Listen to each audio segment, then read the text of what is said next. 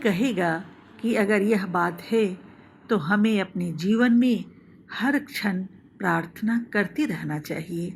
निस्संदेह बात यही है, परंतु हम तो भूल में पड़े हुए प्राणी हैं। एक क्षण के लिए भी भगवान से भीतरी लौ लगाने के लिए बाहरी विषयों से हटकर अंतर्मुखी होना हमें कठिन जान पड़ता है। तब हर क्षण ईश्वर से लौ लगाए रखना तो हमारे लिए असंभव ही होगा। इसलिए हम कुछ समय नियत करके उस समय थोड़ी देर के लिए सांसारिक मोहों को छोड़ देने का गंभीर प्रयत्न करते हैं, या कहिए कि इंद्रियातीत रहने की दिली कोशिश करते हैं।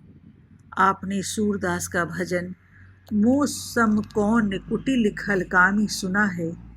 यह ईश्वर से मिलने के लिए भूखी आत्मा की करुण पुकार है।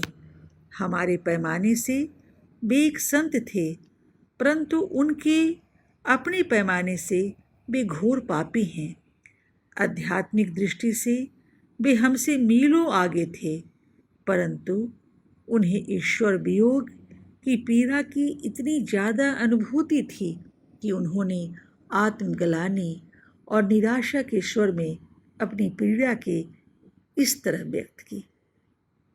प्रार्थना का सार यह है कि हमारा जन्म अपने मानव बंधुओं की सेवा के लिए हुआ है, और यदि हम पूरी तरह से जागृत न रहें तो यह काम हम अच्छी तरह नहीं कर सकते। मनुष्य के हृदय में अंधकार और प्रकाश की शक्तियों में सतत संघर्ष होता रहता है।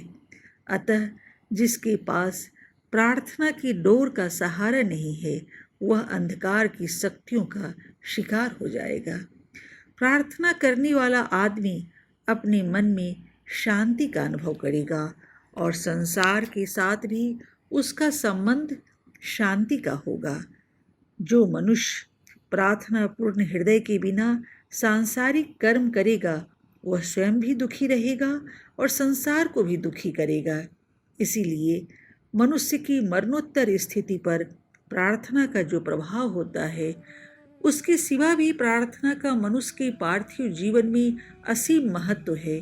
हमारे दैनिक कार्यों में व्यवस्था, शांति और स्थिरता लाने का एकमात्र उपाय प्रार्थना है।